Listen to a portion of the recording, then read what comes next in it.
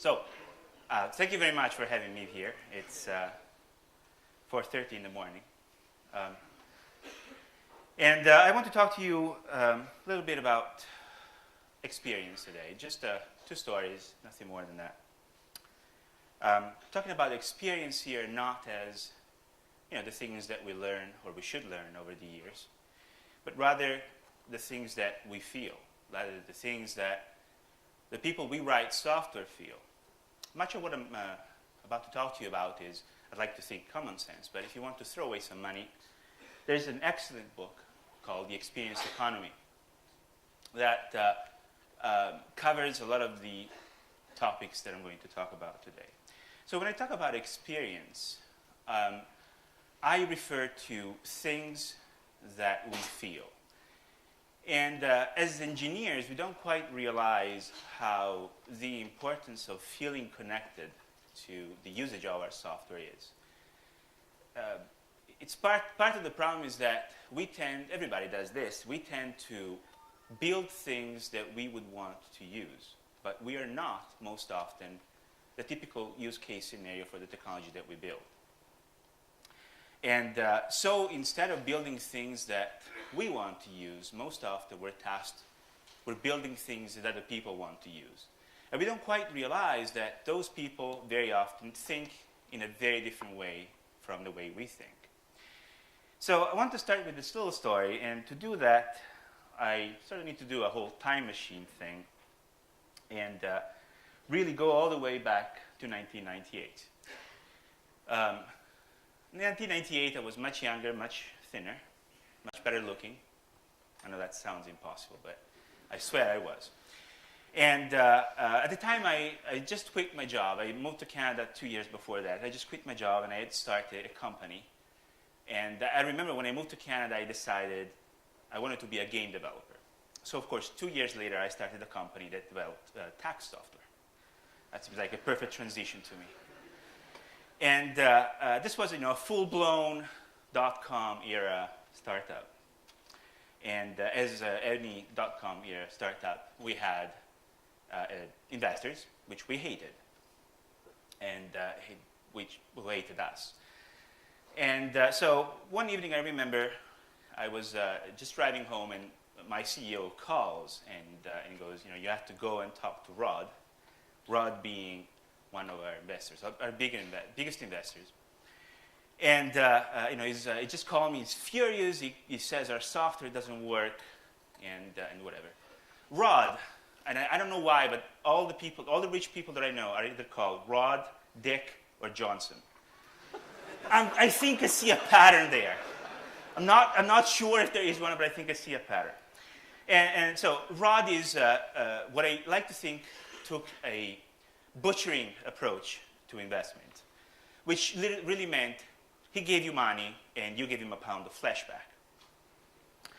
So I wasn't particularly happy of going to his house, but I did. And it drove up, and it was in my 1979 Honda Accord, and this guy lived in a mansion, complete with Butler who opens the door and so.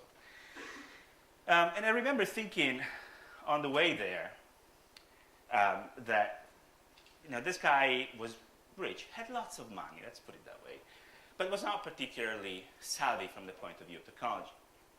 And this seems to be a very recurring theme, in that the people with money don't understand computers, and the people with computers don't understand money. So on the drive there, I thought, that's awesome. I look forward to spending my evening trying to teach a half-drunken Irish investor how to turn on his computer. So I get there, and to make a long story short, go through the butler, makes me wait because he's more important than I am, and he shows me his computer. And this guy is probably worth, $500 million, something like that, and he's running, at the time, on a black and white monitor. So this gives you an idea of what I had to deal with. And so our very first screen of our application was very simple. It was about doing your taxes online using a wizard. I know, really innovative. So the very first screen of our application had a piece of text in it that says, press next to continue. And underneath it, there was a nice button.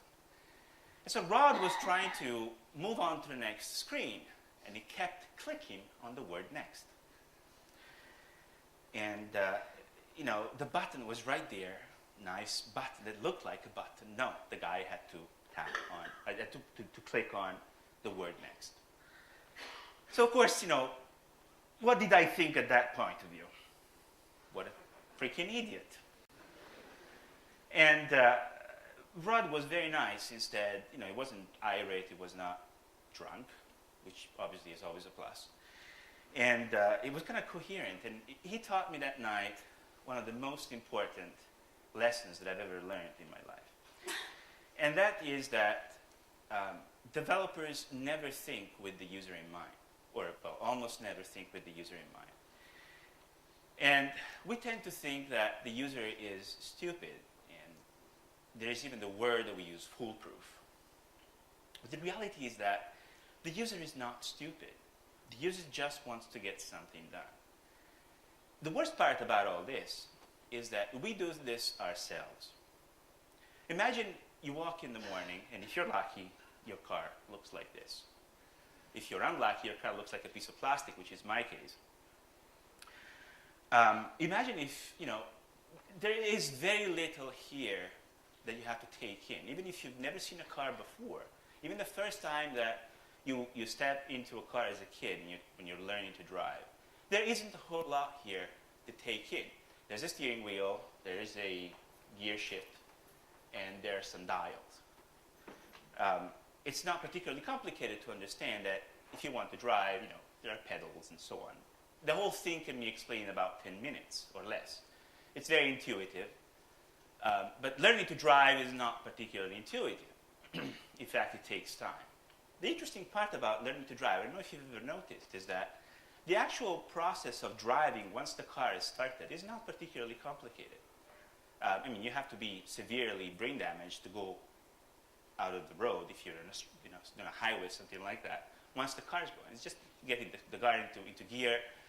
Things like parking, basically starting and stopping, are particularly complicated.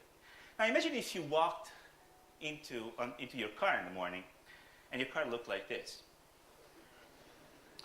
This is what 99% of the user base sees when they turn on any piece of software. They go, "Oh my fucking God, what have I done here? What am I getting into this?" It's not so much that it's complicated, because believe me, this looks extremely complicated, but I have a pilot's license, although I don't fly anything like this, and it's not difficult. Once you're in the air, flying an airplane is something you can do without any major problem the very first lesson. In fact, the very first lesson of flying is not a theory lesson, because they have to get you hooked. So they don't hit you with the FAA regulations for the first lesson. No, they put you into an airplane, and they tell you, "Okay, now you take off." And you go, "What?" And it seems extremely scary at the beginning, but the most difficult part of flying an airplane is not flying the airplane. It's landing the airplane without, you know, splatting yourself on the driveway, which happens more often than you think. So the same thing happens to users. Users are not stupid. We like to think that users are stupid, but they're not stupid. They're just users. And this was the biggest lesson I've ever learned, and Rod, of all people, taught it to me. The average user does not look at computers as their ticket to the moon. They don't want to get into orbit. They don't want to cure cancer. I'm talking about the average user. They don't want to cure cancer with it. They want to do simple things. They want to know that they can write a PowerPoint presentation that doesn't look like somebody vomited on their screen. They want to know that they can open a spreadsheet without causing Third World War. They know they can send an email without causing a diplomatic incident. And yet, engineers, us, we still look at software as, you know, we got to get these people onto the moon. What do we do with it? Well, we put on white dresses and smoke a pipe and have big machines with bulbs of tape running around us. That's, by the way, what you see if you go to just about any exhibit about the history of computing. It seems to me that every artist on earth thinks that the biggest revolution in the history of computing was smoking pipes, wearing horn-rimmed glasses, and having big magnetic tapes behind you. The big problem that every engineer has, therefore, is to think like a user. This is extremely difficult to do because, as I said, we're not typical users. And I understand why. I mean, being an engineer myself, I understand what the problem is. Engineers have a really rough life because half of the population doesn't understand what we do. I've been in this business for 15 years. My mother still does not understand what I do for a living. She probably thinks I'm dealing drugs on the side because who can make money out of computers? The other half of the world thinks we're idiots because they understand computers, and of course they understand computers better than everybody else. So thinking like a user is a rough thing to do, but it's not that complicated. And we see it every day when we ourselves are users. Imagine, as I said, if you had to go through 1,000 hours of training before you would be allowed in your car. We all agree that roads would be safer, probably. But that's 1,000 hours, by the way, is what a commercial pilot has to go through before they can be even allowed to fly an airliner. So imagine if it took you 1,000 hours to learn to drive a car. Would you want to drive a car at that point? I don't know about you. I'll take the subway. Just like I took an airplane here instead of flying myself. So what do users want? Well, they want something that communicates an experience to them, that gets them from point A to point B with as little learning curve as possible. So thinking like user means making things clear and simple.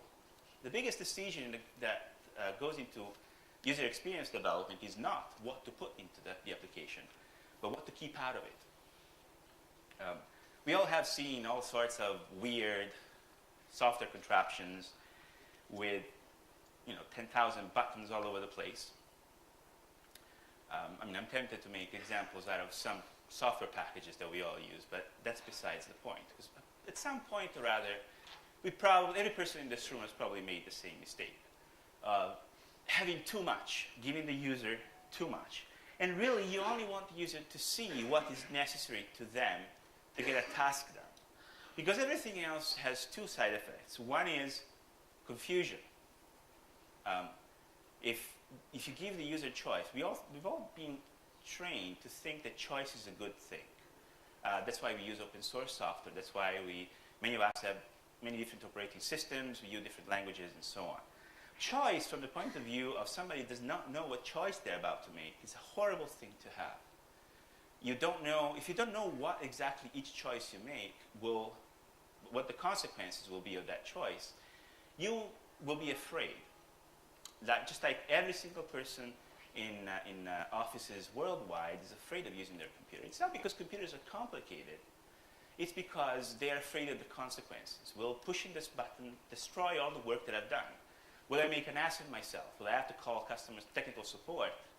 And they will be looking at me with that strange IT look, like they creepy, you don't know anything look that they give you at times. This is what's called the famous 80-20 rule, the Pareto Principle. Make sure that the options that you see satisfy 80% of your users. And that 80% will be very grateful. The remaining 20%, obviously, on the surface looks underserved. But the reality is that that remaining 20% has an incentive to dig into your application and learn more about what it does. So you reveal information, you reveal functionality to those people in a way that makes them feel like they've earned something, they've gained something. When they feel like they've earned the right to access that functionality, then you can, in fact, they feel empowered to actually use it. More than anything else, be consistent. Make sure that the causality of action and reaction is always consistent. Once again, I see websites, and unfortunately, I'm sorry to say, I own websites that are not very consistent in the way they work. But if you teach your users that to every action there is a predictable outcome, they will definitely want to deal with it more. So that was story number one. Story number 2 is much more recent. In fact, it goes all the way to just a couple of months ago.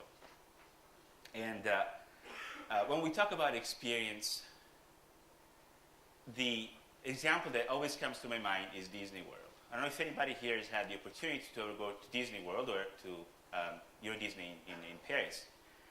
Disney World is a perfect example of experience. When you think about getting into Disney World or Euro Disney, I've always felt that it's like entering another universe. And the things you can actually do inside Disney World are very restricted. In Florida, you can't smoke almost anywhere. You can only buy Disney food, of course. The rides are there, but once you actually look at the rides, they're actually quite lame. There's nothing particularly adventurous or risky inside Disney World. But everything feels like it's been prepared and made available just for you. I always look like an idiot when I'm in Disney World. I look like an idiot normally, but when I'm at Disney World, I particularly look like an idiot because everybody else is like, oh, look, it's Mickey Mouse. And I'm like, and I keep repeating, oh, I can't see the speakers here. Where's the music coming from? Where are the cameras? How do these people show up out of nowhere? From the perspective of an engineer, Disney World is magic. It really is magic. And I once took a backstage tour of Disney World, and I was amazed at the lengths at which they go to make sure that what you feel when you walk around Disney World is exactly what they want you to feel. In other words, they make it sure that whatever you do has been planned, even though you can't tell. There's a network of underground, which are actually above ground. Disney World is built on the second floor because the water table in Florida is so high that they can't dig.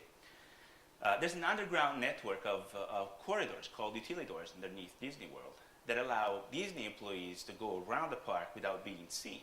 So you'll never see a cowboy walking around Tomorrowland or something like that. When you go from one land to the next, this was the best bit, in my opinion, of the entire tour. When you walk from one land to the next, it's usually over a bridge. And the reason for that is that if you go over a bridge, they have to build up. The bridge goes up and then it goes down. And what they've learned is that if you walk up, instinctively, your head tilts up as well. And so you look up and you realize that you're about to enter a different world. So you don't suddenly walk around your map like this and find yourself in a different part of the park without understanding how you got there. So when people tell me, oh, I hate Disney World because it's all so fake, it kind of makes me laugh, because from the point of view of engineering, the point of view of how it works, it's such a marvel, such a planned, choreographed, well-developed, if you will, plan of just letting you enjoy, to just let you enjoy your day without thinking about it. If you're the kind of guy who likes to spend their summers white water rafting in the Amazon or wrestling piranhas or something like that, obviously Disney World is not going to be the best place for you. But if you're the kind of guy who just wants to have a good time, want to go in there with their children knowing that they won't come out missing limbs, Disney World is the perfect place. And it's such a perfect parallel to the world of computers. People look at software, look at computers, and they see the Amazon. They see piranhas in the form of buttons and icons. We want them to see computers as aids, as friendly Mickey Mouse shaped aids to whatever it is that they want to do. And so as I was kind of preparing this talk, I thought, what's the best possible example that I can give you of what I actually mean by this? And so I thought about the most prototypical user that I've ever encountered. My mother. If technology were a religion, my mother would be the Antichrist. She's not a Luddite or anything of the sort. It's just that she's not compatible with technology. Stuff actively breaks around her. We actually, after 15 years of begging, I finally took my mother. I only see my mother. She still lives in Italy, and I only see her every 3 years or so, which is fine with me. What with the fact that she doesn't like to travel, and I don't like to travel to Italy. We only see every 3 years. So we finally took her to Disney World this past Christmas season. And I swear to God when I tell you that I've never had such a bad time at Disney World as when my mother, and it was not my mother's fault. Stuff kept breaking. The weather was horrible.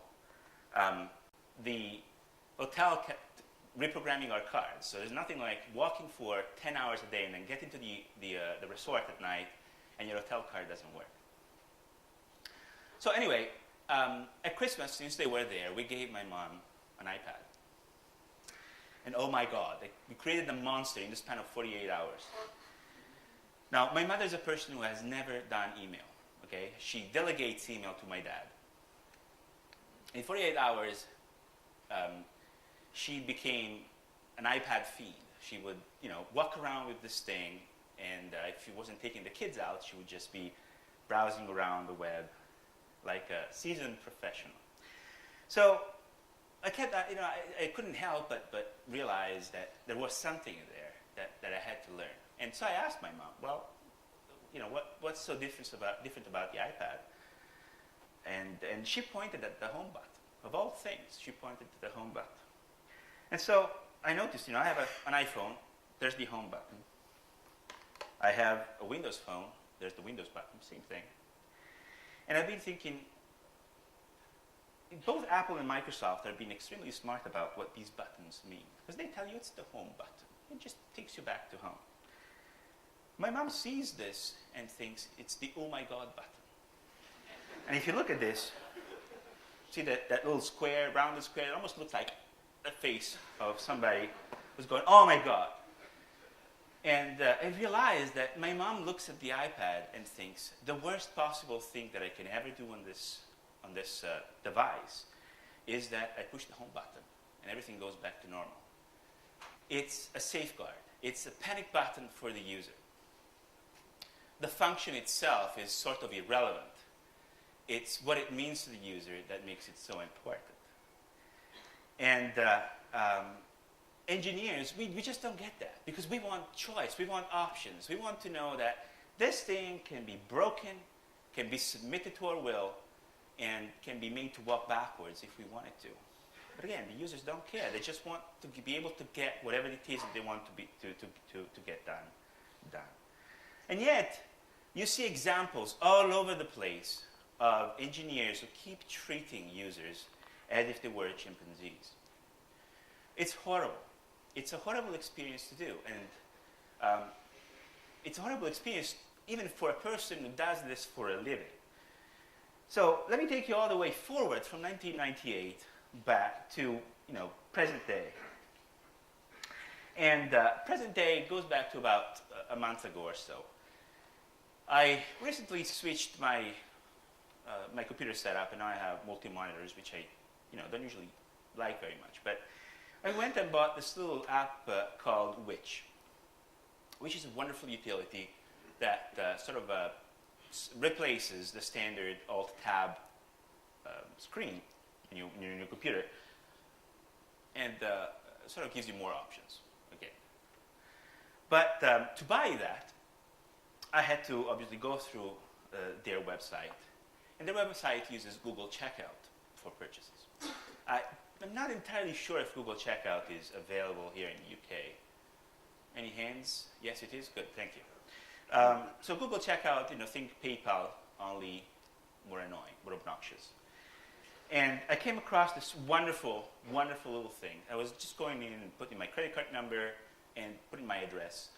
And as I cycle through the fields in the web form, I end up on this gem that tells you, if you're from Canada, you may not know this, you may not be aware of the fact that your postal codes look like this.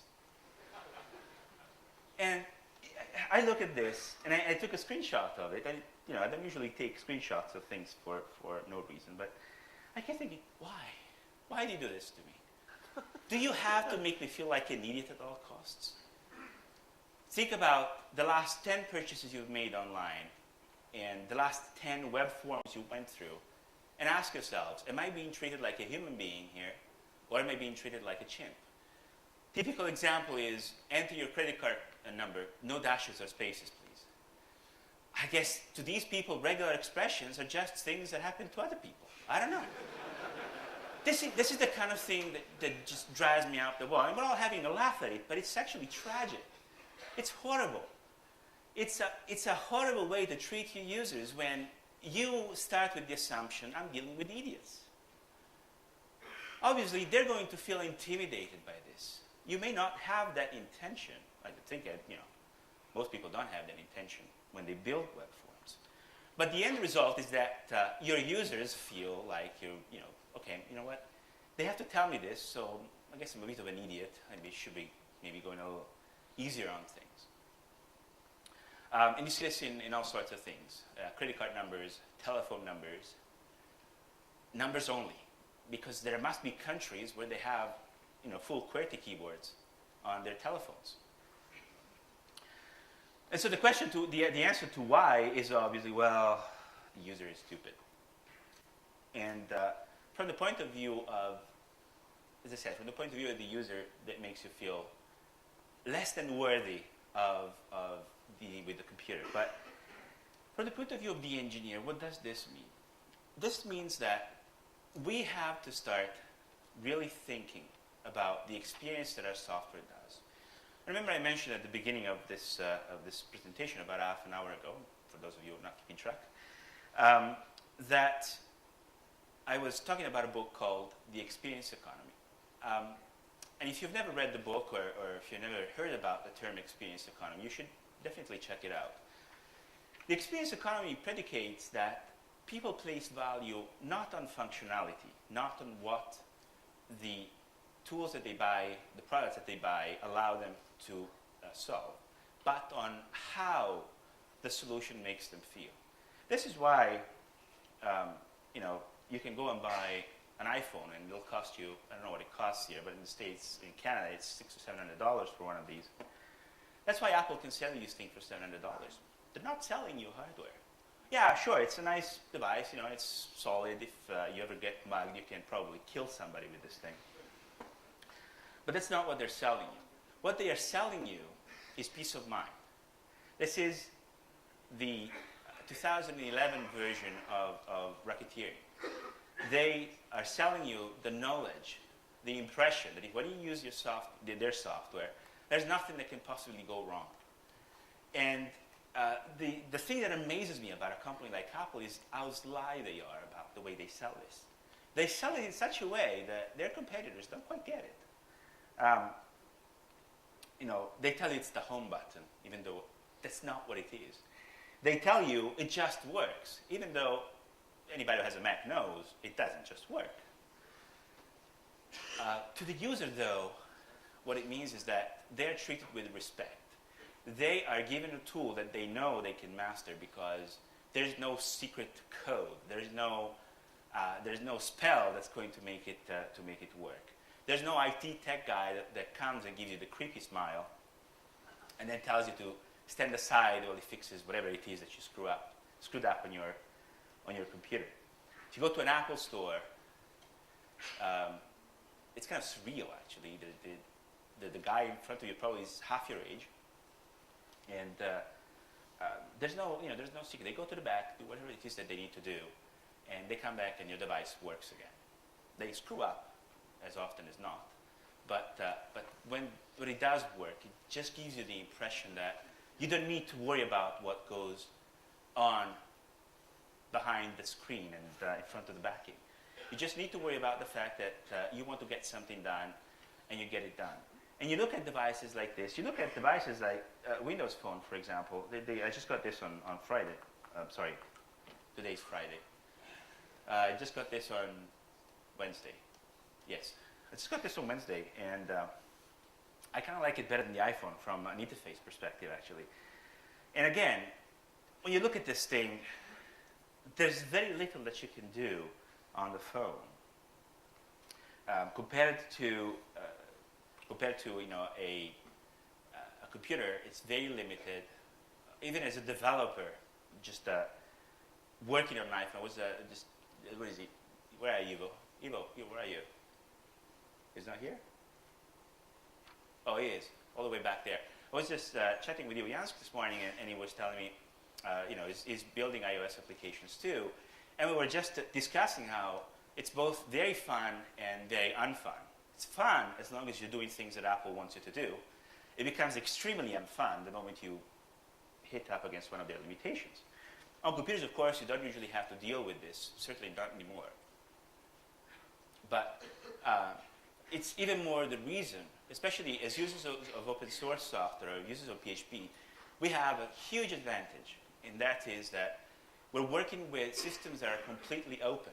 We're working with systems that give us complete freedom, and yet we fail to take advantage of that freedom to give our users the experience that they want. And giving the experience that they want is not just a matter of being condescending and telling, yeah, okay, you know what? Here's a computer. If you don't touch it strange ways, it won't blow up on you. It means empowering them and giving them that experience, that feeling of accomplishment that they have mastered the computer. Because remember, they don't want to become developers. They don't want to understand how the software works. They just want to be able to use it. And the unfortunate thing is that treating the user as you would like to be treated does not always seem to be the focus, even on people who consider themselves user experience experts. They, no more often than not, there is a patina of superficiality to user experience. A lot of people think, oh, it's about making things look good. And I remember there was we do a tour once a year in the United States called CodeWorks. And this year we had an Adobe evangelist with us. And so we were doing our first round of presentations. And of course, the first time you do a presentation, it's always a bit rough. It's kind of a give and take and trying to figure out exactly what makes the audience click. Like, for example, I can tell you right now you're bored out of your butts. And see, you didn't even laugh at that, which makes it even worse. Yeah, that's better. Thank you. This Brian Stewart, the Adobe evangelist, was giving a talk that was very much along the lines of what I was giving here without putting people asleep. And he said something half jokingly like, the user experience guys make it look good. And so somebody tweeted that. And out of a 140-character quote, completely out of context, it grew this entire discussion about user experience and what it means and what it does. There are, in fact, a lot of people who think that design, application design, user experience design is about making things look good. But that's not what it is about. It's about making things feel good. There's also a large number of people, disconcertingly large number of engineers, who somehow think that user experience is about making the user feel just how good the developer was. So they think that user experience is nothing more really than showing off the really cool things that your technology can do. But that's not at all what it's about. It's about making people feel that they can get things done. This is true whether you're driving a car, flying an airplane, or trying to, as I said before, write a PowerPoint presentation doesn't look like somebody died and they got splattered all over your screen. So those are two stories, and the overarching idea is that as engineers, we're now entering a phase in which software development is less about, it's really less about engineering, it's less about the mechanics of how software works, and it's more about the experience that software communicates. So before I kind of shut up and let you go on with your day, the final thought that I want to pass along is that, again, we are in a blessed position as PHP developers. I'm assuming everybody here is a PHP developer, otherwise the stamp collection presentation is down the hall the other way, where all the old people in Tweed are. We're blessed because we're working with a technology that is completely wide open to us. there are no real limitations put on us by PHP, which is, I don't know about you, but that was what attracted me to PHP 10 years ago. It was just, at the time I was building websites in ASP, and I kept hitting against the fact that if I wanted to do this, I had to buy a component. If I wanted to do that, I had to buy another component.